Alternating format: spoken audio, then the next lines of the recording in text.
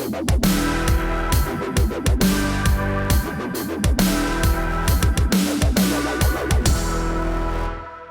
in a bar or restaurant and a gunman opens fire.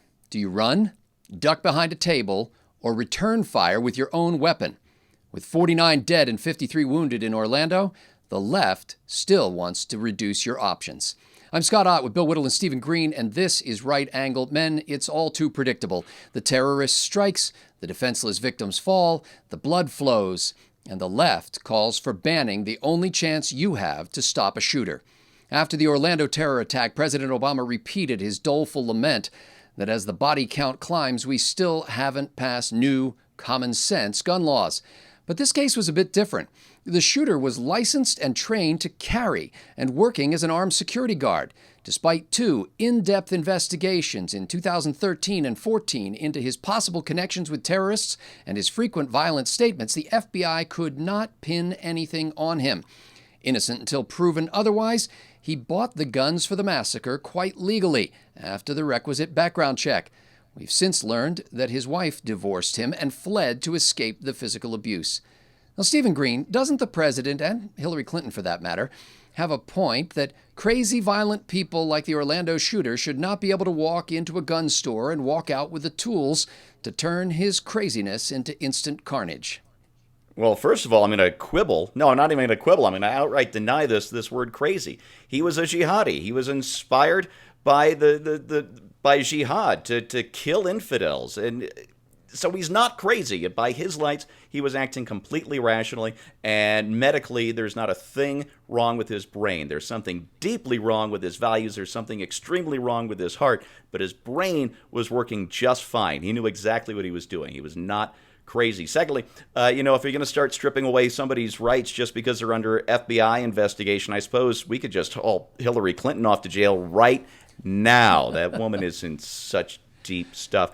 Listen, let's be honest here, though. Not all the trouble is big government. Colorado, where I live, is a state where it's pretty easy to get a concealed carry permit. My wife and I did our classes. We've got what we carry and all that good stuff. But that doesn't mean, even as so long as we're in Colorado, that we can carry anywhere we like to. If we go to the post office, we can't carry. If we go to a nightclub, chances are we can't carry. If we go to Denver, you can't carry in Denver, at least at a lot of places. One of the things we learned in our carry class is if you're driving through Denver and you get pulled over, that permit you have for that gun in your glove box may not do you any good. So our instructor asked, well, let's say you've got to get up to Cheyenne. You're going to take I-25 through Denver. What are you going to do? And I raised my hand and said, the speed limit. But there are all kinds of... So there are all kinds of places where you can't carry either by law or by private property, by the owner's declaration. If you see a sign on the door that says, no firearms, guess what? You're in violation of the law if you go in there because the owner has his property rights too. So we don't just want to fight this on the legal level by putting somebody in the White House that'll appoint somebody to the Scalia seat that is gun rights friendly, but we also have to fight on the cultural front to say, what, I know this is a nightclub and you're worried about violence, but the violence is going to come here. We saw that in Orlando. You can say the same thing about a bar, or restaurant, any place where guns might be banned on private grounds. We've got to take that cultural argument right there too. Well, Bill Whittle, as Steve suggests, you can't have a nightclub full of liquored up partiers all packing Glocks. So isn't it best to leave Why not? the active shooter suppression to our trained first responders? Well, the problem with leaving it to trained first responders is that they have to respond first, right? That's what the term first responder means. It's the first person to respond. And by the time they get there, the damage is pretty much done. And look, I certainly, as with both of you, have enormous regard for our law enforcement personnel as well as our military personnel. But we're finding more and more often, it started with Columbine, where shots were going off inside the building and the police formed a perimeter and they waited for their reinforcements and they basically stayed outside. In Columbine's case, it was 45 minutes before they went in there. You make the point, Scotty. It's an old saw. We talked about it on our conference call. But as gun right advocates say, when seconds count, the police are only minutes away. The idea that the police can prevent crimes is just untrue. On the radio this morning, I heard this woman saying, well, you might be able to have a case for having guns out in Oregon, out in the middle of nowhere in farm country, because it takes a while for the police to get there. It's like, it's going to take a while for the police to get there too if you're in downtown Manhattan. Oh, yeah. So do you have a right to defend yourself? Yes or no? That's the question. Yes or no? Is your life and your safety more important, and the lives and safety of your children and your wife more important than the moral comfort of a virtue signaling progressive to show everybody at a New York cocktail party how advanced he is? Which one is more important to you? I say the person has a right to live, and if you don't have the right to defend yourself, that is the primary right. That's the number one right that everybody has. That's it.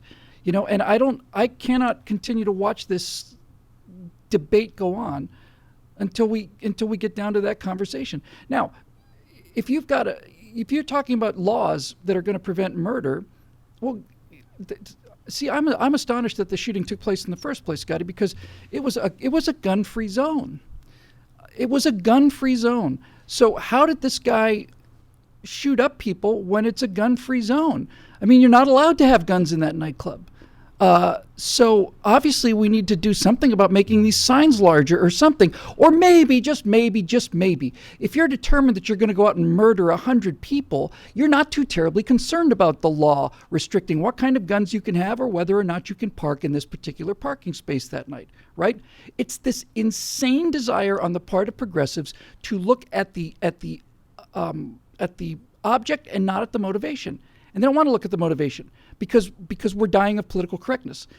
As with San Bernardino, people knew that this guy was about to go off. And as with San Bernardino, they refused to report it because they didn't want to be considered racists or Islamophobes by people like the President of the United States.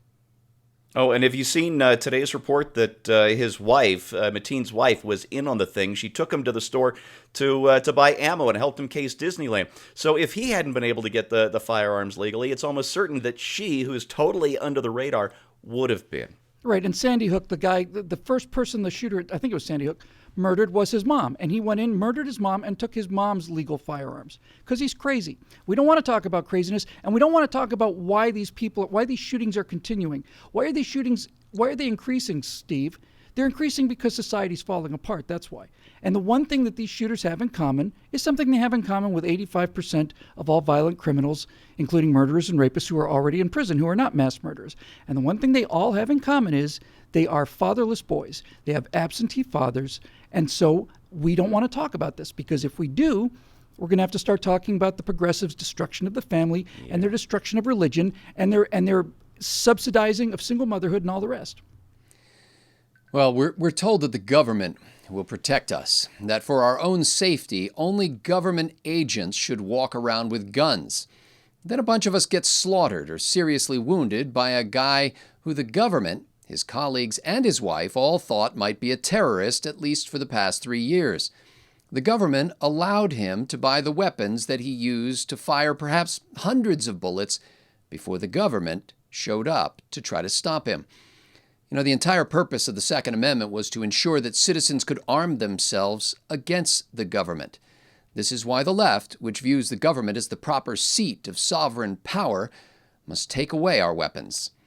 And this is why liberty lovers like me and you must never let them. For Bill Whittle, Stephen Green, and the Right Angle team, I'm Scott Ott. This clarion call for liberty was made possible by the members at BillWhittle.com. Have you joined yet?